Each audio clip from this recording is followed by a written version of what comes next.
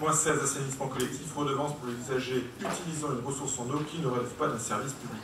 Donc là, c'était une demande fréquente des élus lors des différentes commissions assainissement. Donc voilà, on peut l'inscrire aussi au règlement. Considérant que par principe d'équité, il est nécessaire que les usagers qui utilisent partiellement ou totalement une eau d'une autre provenance que celle du réseau de distribution d'eau potable, donc un puits, une source, et qui bénéficient du service assainissement, payent une redevance. Il est nécessaire aujourd'hui donc de compléter la délibération qu'on avait pu prendre en fixant les montants de la redevance. Donc il y a l'article 2224-19, paragraphe 4 du CGCT qui prévoit que toute personne tenue de se raccorder au réseau d'assainissement et qui s'alimente en eau totalement ou partiellement à une source qui ne relève pas d'un service public doit en faire la déclaration à la mairie. Donc ça c'est obligatoire. Quand vous avez connaissance en fait d'un puits ou d'une source, il y a un CERFA à remplir. D'ailleurs on l'a joint avec le compte rendu de la dernière commission assainissement. Donc voilà, c'est suite au Grenelle 2, une obligation déclarative similaire est désormais mise en place pour les dispositifs permettant d'utiliser les eaux de pluie. Voilà. Donc je rappelle bien que c'est à des fins domestiques cette utilisation des eaux de pluie ou les eaux pluviales. Hein. C'est à des fins domestiques, c'est pour l'alimentation des toilettes, le lavage des sols et du linge. Voilà. Donc la redevance assainissement peut être calculée sur la base des volumes rejetés réellement. Donc soit par mesure directe à partir des relevés du compteur spécifique d'un puits, si l'usager possède un compteur qui est relié au puits, donc on sait précisément quel est le volume d'eau prélevée dans le puits, donc pour la facture assainissement on peut le faire. Et s'il n'y a pas de compteur qui est directement relié au puits, ce qui est très fréquent, donc sur une base forfaitaire, qui peut être au nombre de personnes ou à la surface d'habitation, selon des critères définis par la communauté d'agglomération. Donc suite aux échanges qui ont eu lieu lors de la commission assainissement, c'est le critère relatif à la composition du foyer qui a été retenu, en l'absence de mesures directes. Si un compteur, c'est le compteur. S'il n'y a pas de compteur, ce sera le nombre de personnes dans le foyer. C'est très classiquement ce qui se fait, ce qui se pratique sur le territoire national. On ne sait pas démarquer.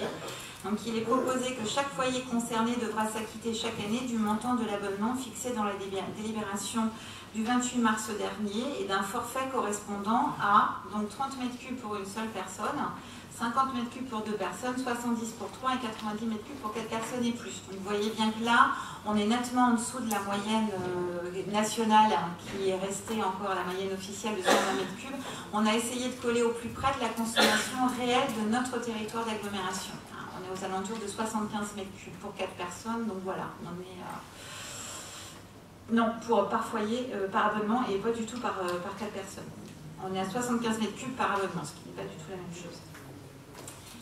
Donc voilà.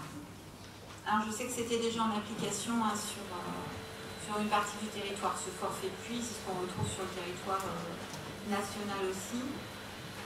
Donc voilà, le conseil communautaire, il vous est proposé de décider que par principe d'équité, les usagers qui utilisent partiellement ou totalement une eau d'une autre provenance, comme je vous l'ai dit, et qui bénéficient du service assainissement, doivent s'acquitter annuellement d'une redevance du montant de l'abonnement défini dans la délibération du 28 mars 2019 et d'un forfait à laquelle s'ajoute la redevance modernisation des réseaux. Et de décider pour le forfait d'appliquer un critère relatif à la composition du foyer en l'absence de mesures directes à partir d'un compteur spécifique. Donc de fixer le forfait comme je viens de vous le dire et d'autoriser M. le Président à prendre toutes les mesures nécessaires à l'exécution de cette délibération. Merci Peggy. Est-ce qu'il y a des questions?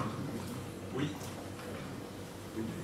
Oui, je voudrais apporter quelques petites précisions parce que nous, on faisait cette simulation avant. De toute façon, on le faisait déjà dans notre commune. Donc le problème quand même qu'il peut y avoir, c'est dans les communes beaucoup plus importantes, c'est de savoir combien il y a de personnes qui sont dans le logement. Et puis l'autre problème, c'est que maintenant, vous avez des enfants qui vont à l'école toute la semaine, qui reviennent que le week-end, donc forcément, ils viennent nous voir, et puis ils nous disent, bah oui, c'est pas normal qu'on paye pour 4 personnes, alors que, bien entendu, les enfants, ils sont là que le week-end, ou des fois, durant les vacances. Alors comment on fait pour cette solution-là? Et puis l'autre question, on a aussi le cas chez nous, on a des agriculteurs qui utilisent des fois l'eau du réseau. Comment vous allez faire? Parce que je ne vois pas on n'en parle pas ici. Ça veut dire que s'ils consomment 500 m3 d'eau qui sont assainis, hein, qui vont à l'assainissement. Bon, c'est 500 m3, mais la maison est à l'assainissement. Comment vous allez faire pour les faire payer? Est-ce que vous allez prendre le compteur réel? Alors, normalement, de toute façon, nous, on se cale effectivement sur la facture distribution eau potable. Ah oui. Donc, si à leur compteur, ils ont 500 m3, alors qu'en fait, pour l'usage domestique, il va passer uniquement en réseau de collecte et traitement pour les eaux usées que 200 m3, effectivement, ils sont perdants. Donc, généralement, ce qu'on demande aux agriculteurs, et c'est ce qui se fait sur une bonne partie du territoire, c'est qu'ils ont un compteur aussi. Ils ont deux compteurs. Ils ont un compteur qui va leur servir pour les eaux qui ne vont pas dans le réseau de collecte eaux usées et un compteur domestique qui, lui, a une facturation règlement assainissement. Alors, une question d'Alexis. Pour la première question. Alors, pour la première question, effectivement, alors après, c'est un forfait. Et un forfait est toujours critiquable, vous le savez bien. Après, on peut toujours avoir des gens qui vont dire, et c'est comme tout principe de redevance, et ceux qui avaient la redevance ordure ménagère le savent bien aussi. C'est ah mais oui, on était deux. Oui, mais en fait, on s'est séparés. Après, elle est revenue, mais pendant 6 mois, on n'était plus ensemble. Mais maintenant, on est 3 parce qu'en fait, elle est venue. Alors, je sais bien que l'idéal, ce serait de coller au plus près de la réalité, mais en fait, c'est le principe d'un forfait. Alors, des fois, il est à l'avantage d'eux, et des fois, il est au désavantage d'eux. Parce que pour les personnes séparées, si c'est la garde alternée, vous ne les comptez pas dans les deux maisons. Hein. Non. Et de toute façon, vous savez, on s'appuie, en fait, on ne se rend pas compte de toutes les informations qu'on divulgue malgré nous. Et quand on prend un abonnement au potable, sans faire exprès, on dit précisément la consommation, le nombre de personnes qui composent le foyer. Donc voilà, on arrive à savoir un petit peu quand c'est une garde alternée, on divise les enfants par deux. Oui, enfin bon, dans les grandes villes, pour la Saint-Hilaire, c'est difficile de savoir combien il y a de personnes dans chaque maison, régulièrement. C'est quand même difficile. Hein. Autant dans nos communes, on sait parce qu'on connaît à peu près tout le monde, c'est vrai. Mais en revanche, je me trouvais quand même que vous arrivez à voir combien il y a de personnes dans tous les logements. Ah oui, mais pourtant, on a des puits. Il y a des puits partout. Et il y a beaucoup de puits mitoyens.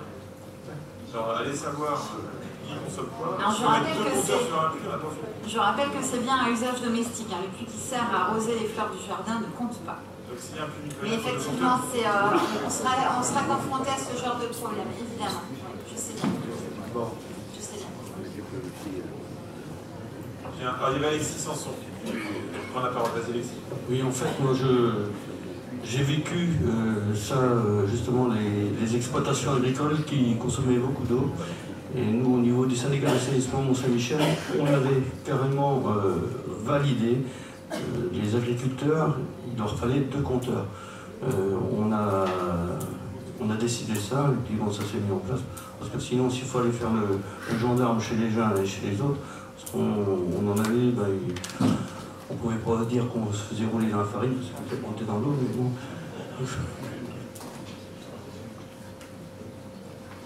Oui, c'est ça. Comme dit Jean-Pierre, la solution, c'est d'appliquer les barèmes. Et puis, on est à peu près dans les... Mais c'est jamais parfait. Hein. Est-ce qu'il y a d'autres questions avant qu'on nous passions au vote? A priori, c'est clair. Donc, je vous propose de voter le temps que la machine s'initialise. Voilà, vous pouvez voter.